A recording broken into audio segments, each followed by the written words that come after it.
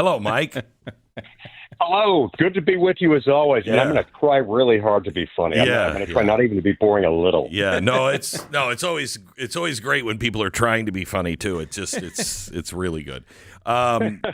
So, Mike, thanks for being on. I am so upset with the Senate. So upset with these Republicans. How many senators? How many nominations are sitting on the sidelines that, for some reason, our side doesn't want to confirm for the president? Well, the confirmation backlog is at about 150. It was at 144 the other day. We added 6 just from two of the committees I serve on yesterday alone. So we're somewhere in the neighborhood of 150 right now. Now, technically speaking, it's not necessarily Republicans don't want to confirm them. It's just that the Democrats are slowing down the process, and Republicans, as Republican senators, we now have to decide what we're going to do about it. Now, some would say, well, it's August, we got to go home. Tomorrow is the first day of August. People want to be home for August. I get it. Washington's not fun this time of year, and historically the Senate has recessed at this time of year. But, sometimes you got to do the job that you signed up for.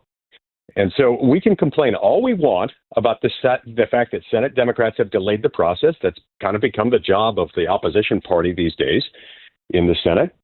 But once they delay and obstruct, it's on us if we don't clear the deck.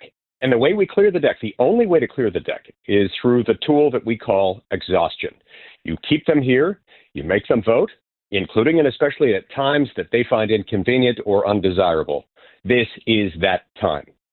So we need Republican senators to start saying en masse, we insist on staying to get these nominees voted on. And if it takes us all months, so be it. It probably won't take that long because people tend to all of a sudden become far more willing to negotiate and compromise when something that they want is on the line, especially when what they want is to get out of Dodge. Before we go back into politics, tell me who is being held up. Tell me the consequence of holding these nominees up. Well, look, many months ago, we got the cabinet confirmed. And so most of these names are not in super prominent positions that every American is going to be aware of.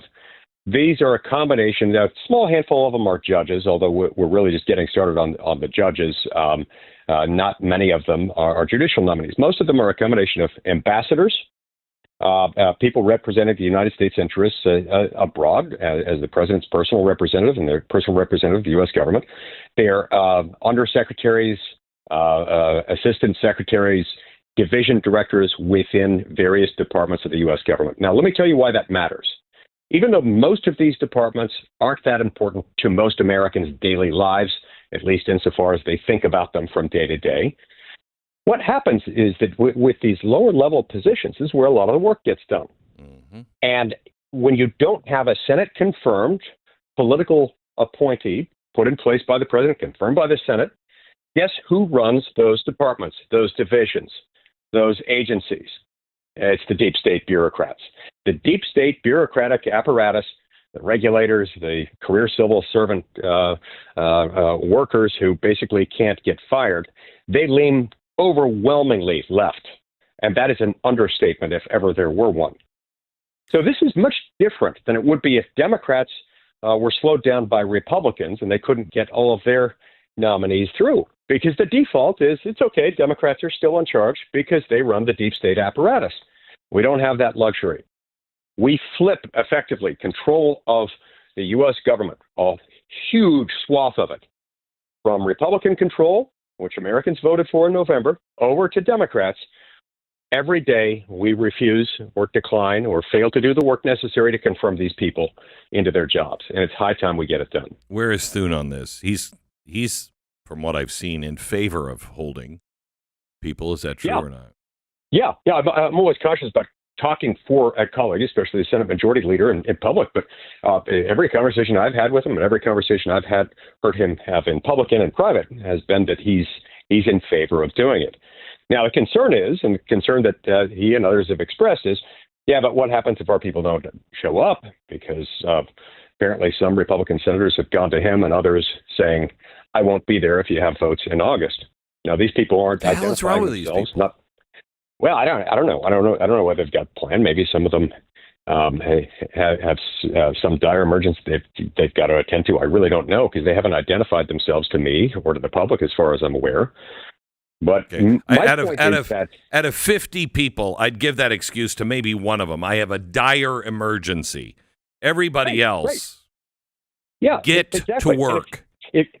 And if you've got a dire emergency, we actually have kind of a protocol for dealing with that sort of thing. Either a dire emergency or you've got something like, I don't know, an immediate family member has died, some immediate family member is getting married, you got to be there.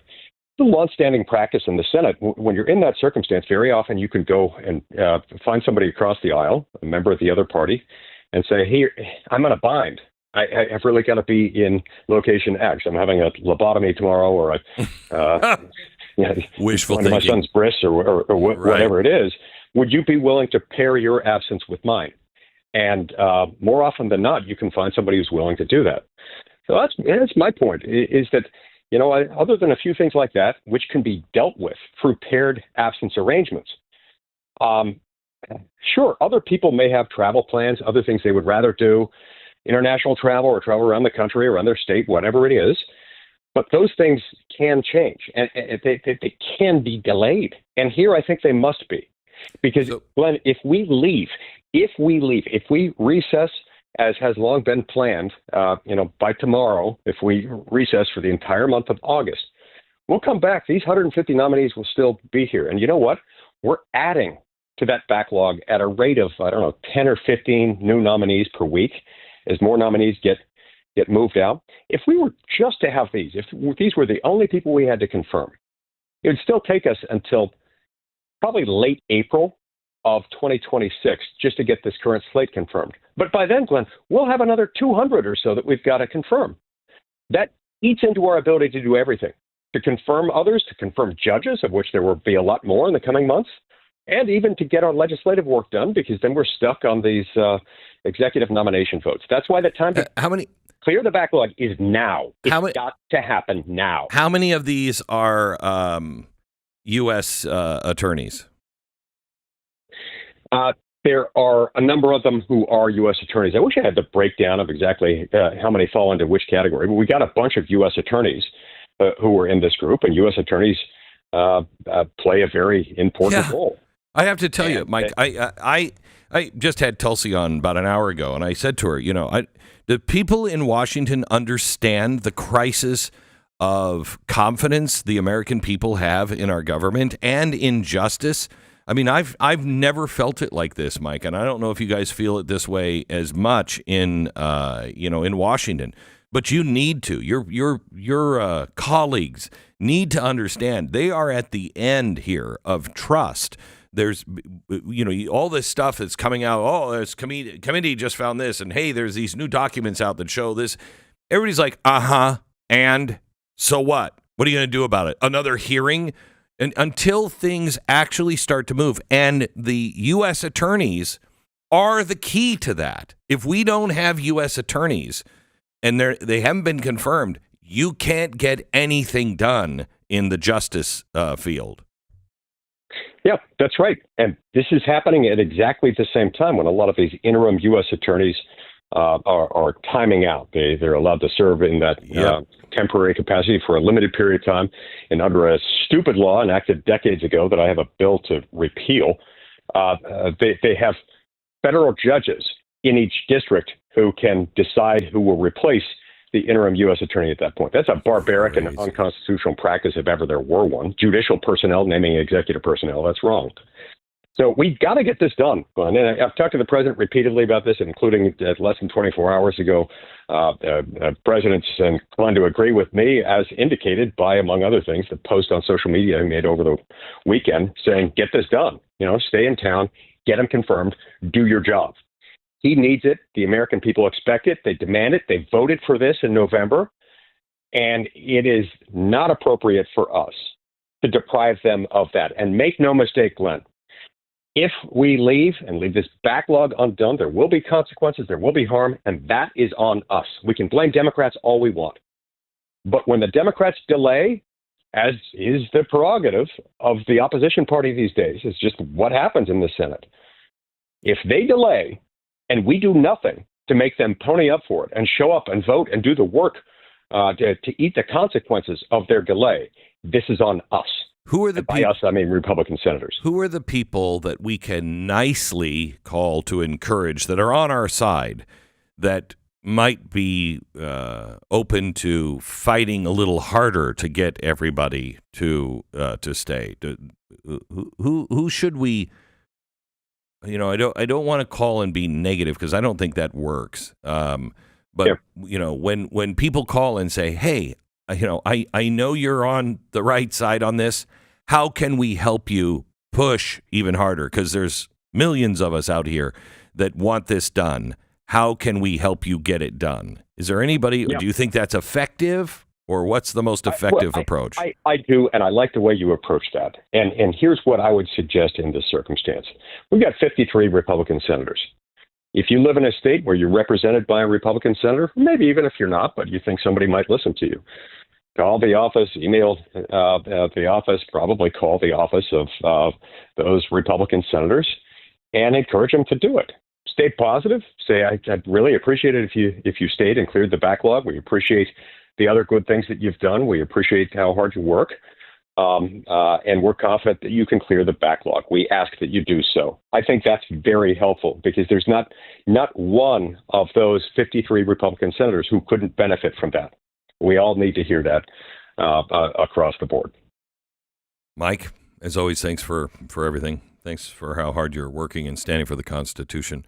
Even though you wanted to put a McDonald's and some sort of coal-fired, energy plant in right smack on top of our national parks.